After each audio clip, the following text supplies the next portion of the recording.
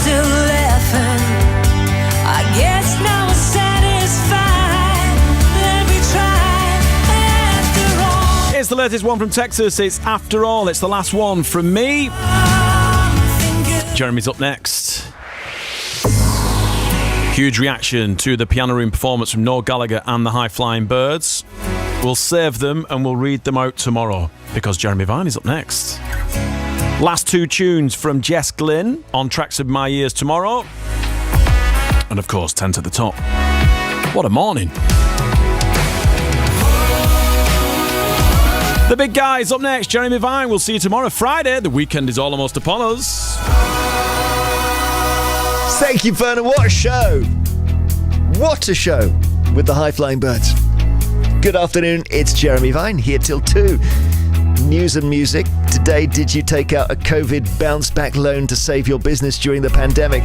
But it didn't bounce back and now you're struggling to repay the money. It's happened to a lot of people. Plus, a wildfire in the Scottish Highlands is believed to have been started by campers. At its height, it covered 30 square miles. Former Detective David Swindle, who caught the serial killer Peter Tobin, tells us how with some murderers you know it's not their first time. And is someone in your family obsessed with the Raleigh chopper? We're going to speak to Harry, who has more than 70, and they are bringing them back. Jeremy Vine, BBC Radio 2. All that coming. Let's go to the newsroom first and hear the very latest from Adam Porter. Jeremy, thank you. German prosecutors say they can't yet link items they found next to a reservoir in Portugal last week with the disappearance of Madeleine McCann.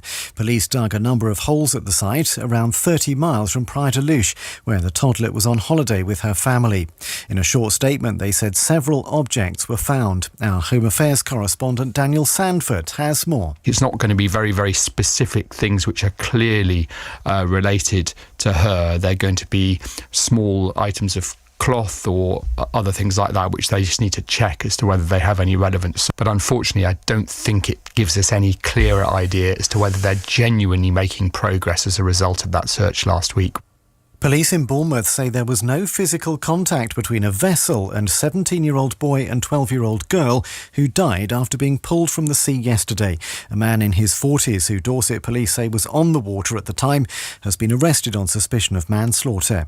Families bereaved by COVID have called on the government to hand over a cache of documents to the public inquiry before this afternoon's deadline. Boris Johnson is urging the government to give up his WhatsApp messages, notebooks and official diaries in full without redactions. So far, Downing Street has refused to give material it doesn't consider relevant.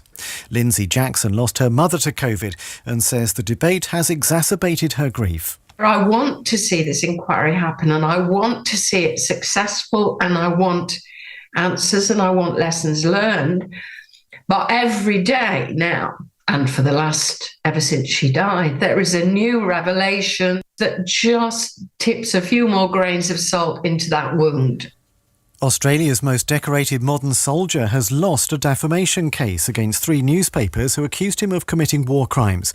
Ben Roberts-Smith had been accused of killing 6 prisoners and civilians in Afghanistan, and a judge found the papers had effectively proved most of the allegations against him. Our correspondent Phil Mercer says the former soldier's reputation has taken a battering. Once upon a time, Ben Roberts-Smith was the most famous soldier in this country. He was awarded the Victoria Cross, which is this country's highest military honour. Certainly his reputation has been shredded by this marathon defamation case. So we're now waiting to hear what Ben Roberts-Smith does next. The American actor Armie Hammer says he's very grateful he won't be charged with sexual assault. A rape allegation and accusations over social media messages were aired in a documentary series. The LA District Attorney said there was insufficient evidence to charge him. A woman has fulfilled a bucket list wish to see her crocheted blanket in use on the set of Emmerdale. Julie Cass, who's 64 and from Essex, started her list when she became seriously ill. She said she couldn't be happier after seeing the patchwork blanket appear in an episode. BBC News, it's 4 minutes past 12. Cheers, Adam. The next 2 hours in 4 words. Bounce back, wildfire, serial chopper. BBC Radio.